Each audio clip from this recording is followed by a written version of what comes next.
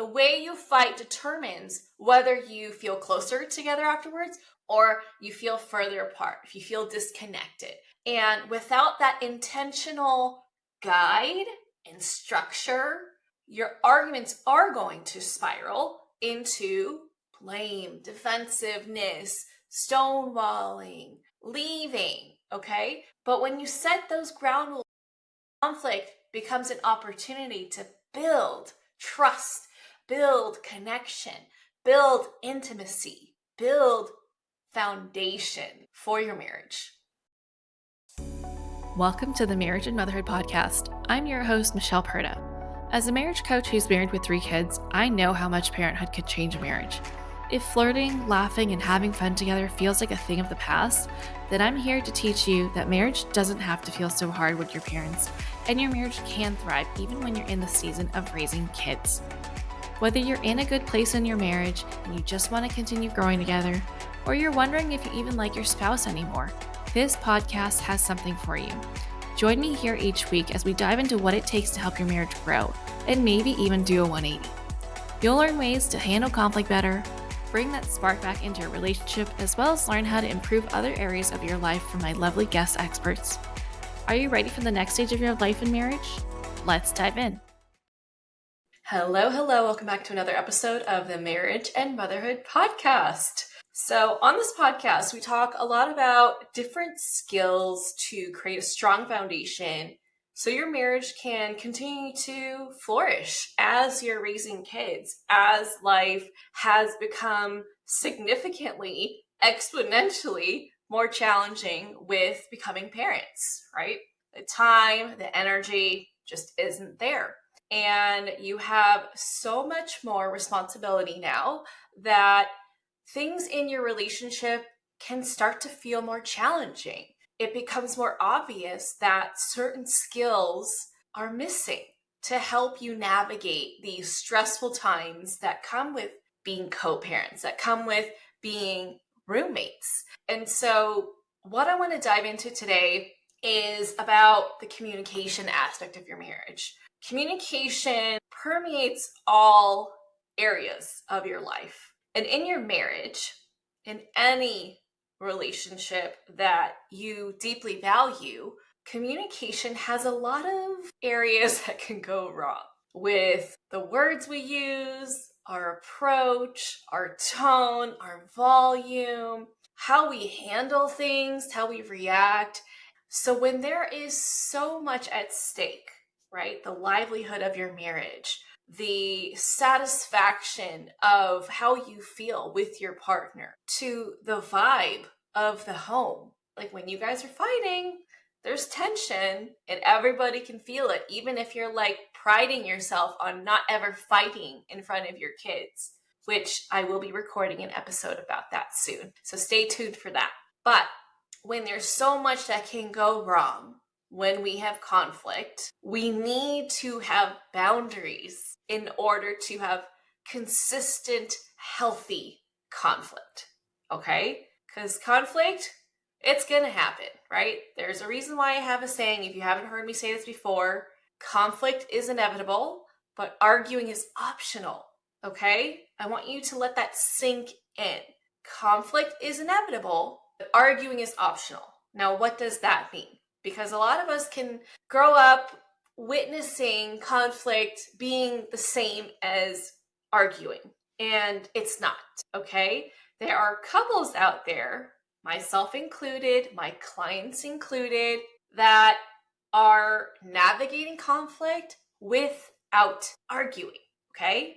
Now, it's not 100% of the time, but it's a pretty high percentage. And with time, as you practice these skills, which the boundaries that I'm talking about in this episode are part of that, you'll start to experience more of that and realize how true that statement is of arguing being optional, okay?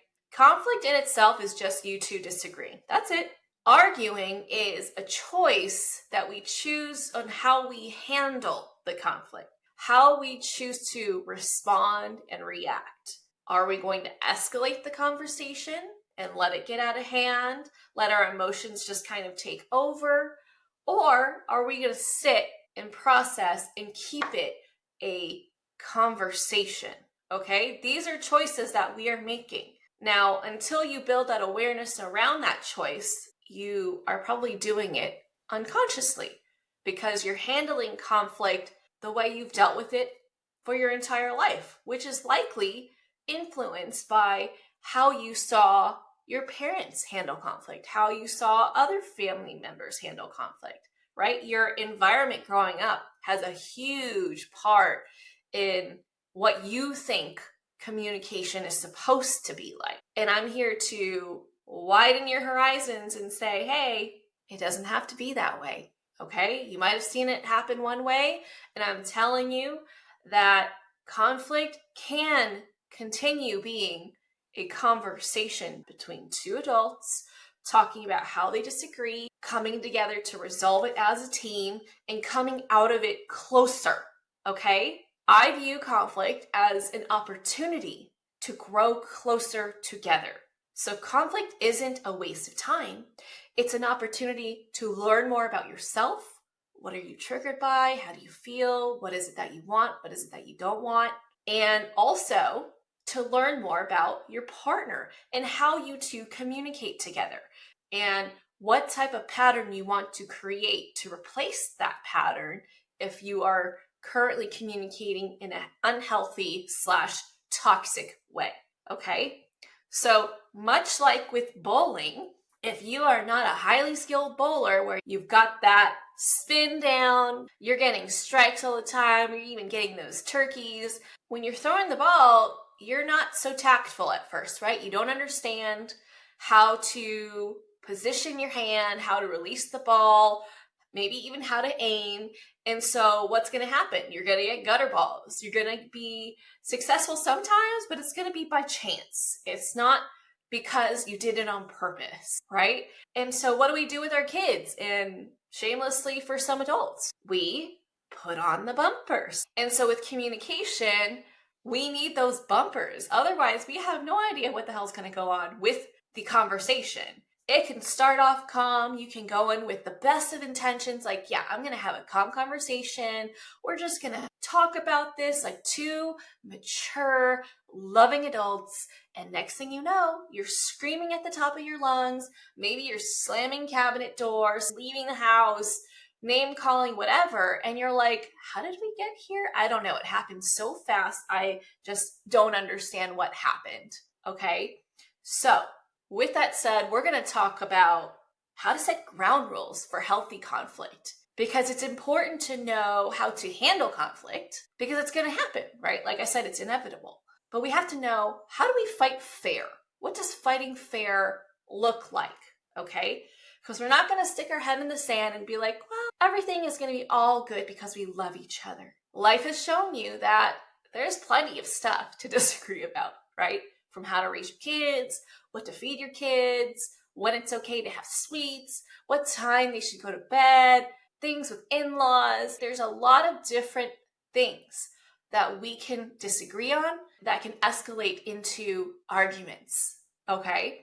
So yeah, you're going to continue to have conflict through the lifetime of your marriage, which hopefully is your lifetime, right? So we're not going to talk about whether you're going to argue. We're going to talk about how to argue. The way you fight determines whether you feel closer together afterwards or you feel further apart, if you feel disconnected.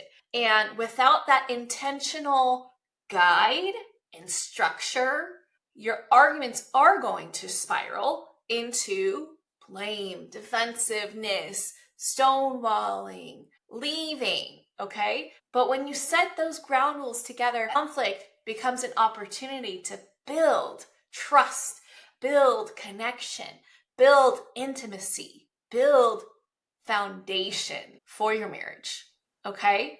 So, like I said, conflict is completely normal, right? Every healthy and unhealthy relationship has disagreements. We're going to have differences in how we see things, what we need.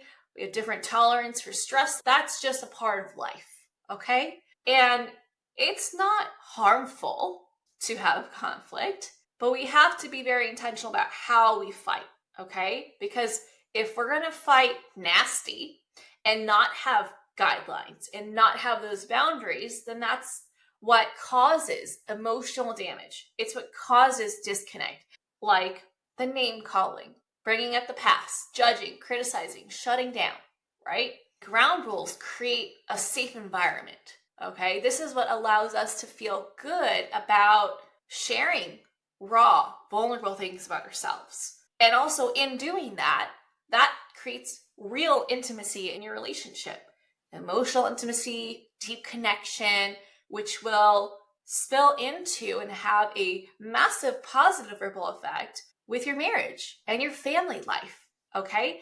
These guidelines are going to help you stay focused on solving the problem instead of reacting to feeling hurt by the violation of your respect or kindness, consideration in your relationship. So these boundaries, these ground rules are going to help you to stay a team, to be able to focus on what are we even talking about here instead of get distracted by what did you just say or how did you just say something and get derailed from talking about what matters to going back and forth about how you're arguing, right? The point of conflict is to work out the issue, not to create more issues to prevent you from actually tackling the challenge itself. So let's talk about why this is important. When we don't set up rules for conflict, this is how conflict escalates into fights. One person gets defensive, the other withdraws or fights back, and then nothing gets figured out. Nothing gets resolved. There's no change. And so what happens next? You fight the same way anytime something comes up. And so then that hurt that gets created starts to grow stronger. The walls start to go up. Resentment starts to build. And then issues continue to resurface because they're not getting addressed. Okay? And then you get stuck on the same cycle again. It repeats. And then back to that toxic cycle of the issue coming back up again in a different form. You're feeling stuck being in the same pattern with how you communicate and fight. Feelings get hurt, walls go up, and you just continue drifting further and further apart as a couple. And that's where you might even feel like you're living life in parallel, right? Okay, we're co-parenting, we know how to handle the logistics, and we know how to handle being roommates, but there is no intersecting going on. There's no connection romantically. Maybe you're not even friends anymore. And it's just a very miserable place to be. And I'm sure that's not what you saw for yourselves when you got married. Okay? So that's why it's so important to figure out what are our guidelines, what are our rules for fighting fair so that we can have healthy conflict, so that we can deepen intimacy, so that we can safely disagree and feel open to share ourselves on a deeper level and learn about each other's needs and fears and goals and desires and values and build connection, build trust, and build partnership. That's the stuff that a strong marriage is made out of. And this is a perfect place to do that, to build it, to practice it, to cement it, to strengthen it. That's what your marriage needs if you're not already there, right? And not to mention, kids are watching, right? Our kids are such sponges. Just imagine yourself, right?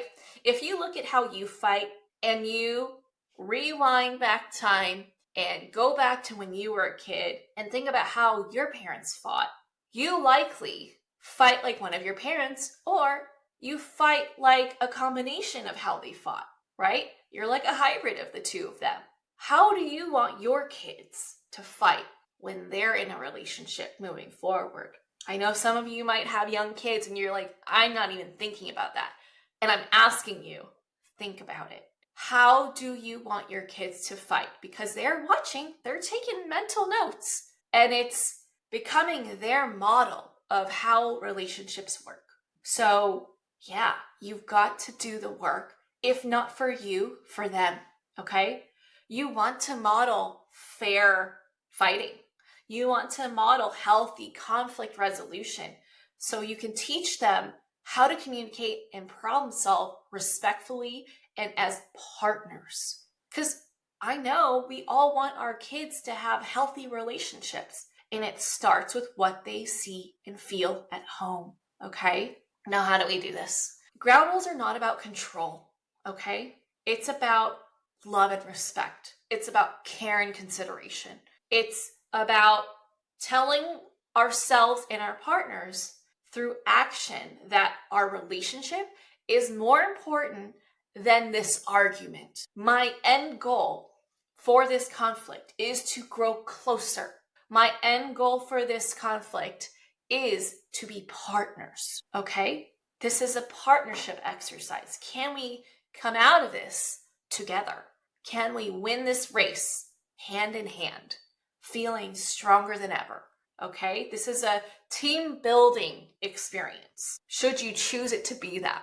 So, first things first, we don't make good decisions when we're calm. Okay, we don't respond well to things, we're going to take things wrong. And so, it's really important to have the right timing to talk about how to fight fair and building those guidelines for how to handle conflict as a couple. So make sure that nothing's going on when you're having this conversation. Make sure it's not in the middle of a fight, okay? It could be after a fight. It could be when no fight's going on, but you want the environment to be calm, okay? You want to feel neutral when things are going on so that people aren't taking things personally, all right? Next is come up with rules together that you two can agree on. Here are some examples. Speak kindly and respectfully. This means no name calling, no personal attacks, no blaming. Talk about what's relevant. That means no bringing up the past unless it's directly related. Have a purpose for what you're bringing up, right? The purpose not being to hurt them. Talk about one issue at a time.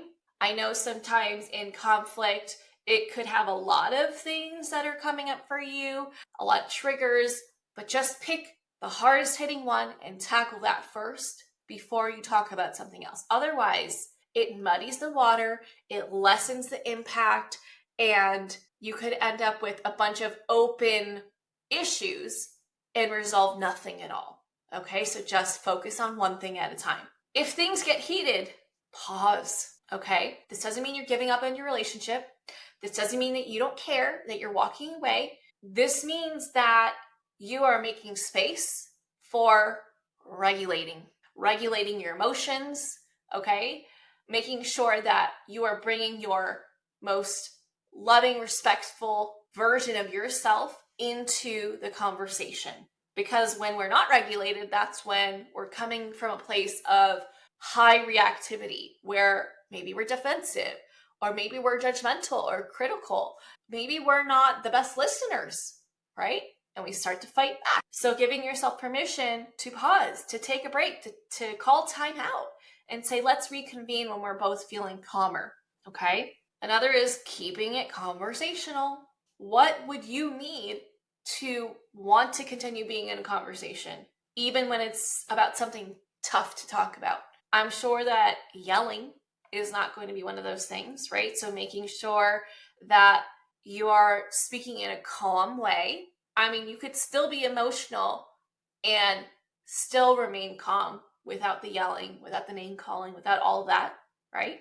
So making it safe for everyone to want to continue to participate. And then another one is being present, letting each person have a turn to speak without being interrupted.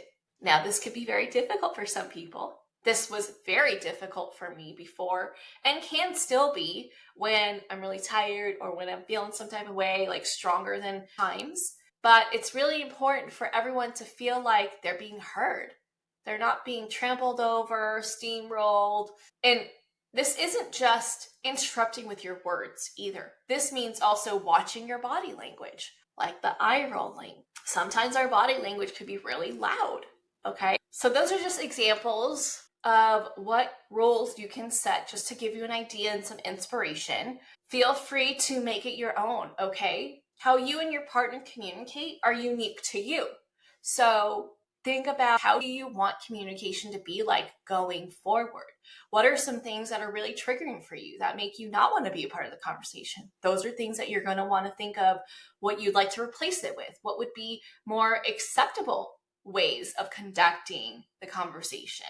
Okay. And maybe this isn't so obvious, but I want to share this. Try and talk about this without placing blame on anyone. Don't make it seem like your partner is the only one that needs to change how they're speaking. Use we instead of you, or just talk about the rule, the guideline, the boundary that you want without saying, a lot of times you point your finger at me and that makes me feel really angry and upset. And I really need you to stop that. Let's not take it there. Let's keep it focused on what we do want without pointing the finger on all the things that our partner is doing wrong, okay? Because there are likely things that you can improve with how you show up and how you communicate. And I'm sure you would not appreciate someone wagging their finger at you, placing blame, and maybe even making you feel shame for how you're showing up, when often you're not even intending to do that. It's just coming out. It's automatic because it's a coping mechanism, or it's a habit because of what you learned growing up, okay? Now, lastly, it's important to practice repair, okay? A lot of couples miss this part, and this is where it leaves things raw and unsure and unstable. You must try your best to end every conflict with some sort of repair work. Now, what does this mean? It means after conflict, you've got to circle back. Don't pretend everything is all good and nothing happened, okay? We're not going to sweep things under the rug. We need to address it. So what are some things that we can do? We can acknowledge what you did to contribute to the conflict happening. It could be how you communicated. It could be a lack of communication on your part that led to something happening. It could be how you reacted. It could be a lot of things. It could be an assumption that you made, okay? You must acknowledge your part in things going poorly. What does this do and why is this important? This builds connection. This is important because when we admit our own human sides and take accountability for what we've done, this signals to our partner, oh, this is not an opportunity that she's taking to just make me look like the bad guy.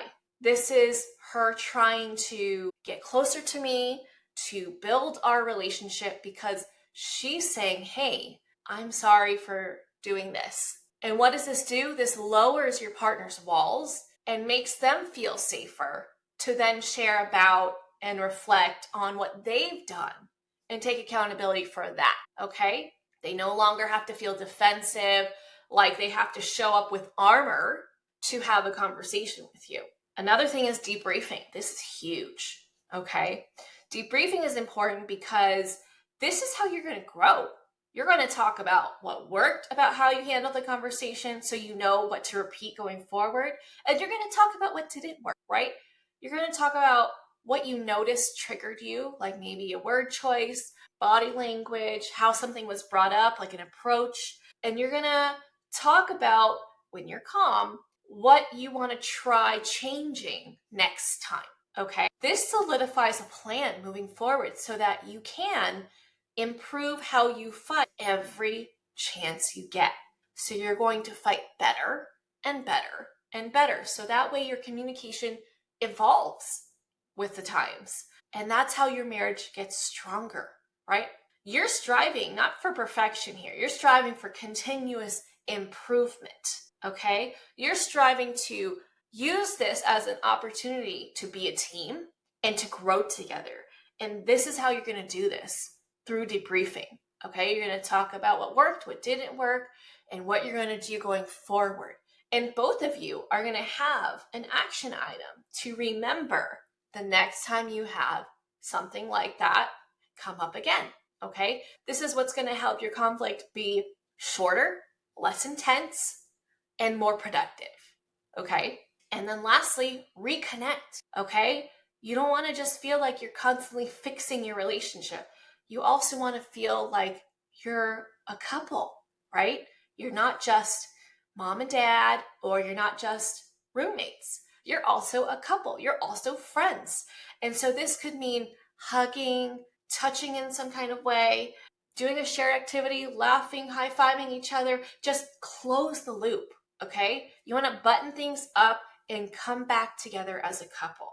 However you do that is up to you, okay? And of course, these rules that you're making up together, they're not permanent, okay? They're not written in stone. You can adjust them as you see fit, as your marriage continues to evolve, as you deal with different stressors, like your kids entering different phases, or as different life things happen, okay? So see it as a work in progress, something that you can always revisit and talk about to update, okay? So if you're avoiding fights because they're always spiraling out of control, or you feel like you're having the same argument over and over again without any resolution, or you're feeling misunderstood or dismissed whenever conflict comes up, and you want to feel like a team even when you disagree, do the things that I mentioned in this episode. Build guidelines on how to fight fair with your partner, okay? Conflict isn't something that I want you to run away from. This is something that I want you to learn how to navigate, because this is your ticket to strengthen your marriage. Because when you have ground rules, arguments can be less of a thing in your relationship now. You can have conflict and keep it a conversation. And you can use conflict as a source of connection and a source of strengthening your relationship. Now, if you are wanting to be more intentional with conflict, setting these ground rules is an amazing step to take. And alongside that, if you haven't grabbed my Conflict to Connection guide yet, this is a great resource for you. It's going to provide prompts and tools to help you process the conflict in a productive way so that you yourself can feel more confident and prepared to have a productive conversation, to keep things from escalating on your side, so you feel clear about what it is that you feel and what it is that you want, so that you can go into having this tough conversation feeling ready to be a team, okay? So go check that out. And of course, as always, if you are wanting more personalized support to help you through a really challenging time in your marriage right now, and you want nothing more than to feel connected again, reach out to me, book a clarity call. Let's talk about how coaching can help you, okay? And that's all I have for you on this episode. I hope this is helpful for you. Let me know what you're taking away from this. Send me a DM on Instagram. And of course, if you know someone that could benefit from listening to this episode, do them a solid, share this episode with them. And if you love this show, I would so appreciate if you leave a rating and review on Apple Podcasts or on Spotify. That's what helps this show continue to grow and for more women like you to get the support that they need. All right, I'll catch you back here on the next episode. Bye. That's it for this episode. I hope you enjoyed it as much as I enjoyed making it. If you did, please send me a message over on Instagram at Michelle Perta Coaching to let me know what you loved most about it. Hearing from my listeners is my absolute favorite. And if you've been loving this podcast, please leave a rating and review. This will help people like you find the show and get the help they need. Catch you here on the next episode. Bye.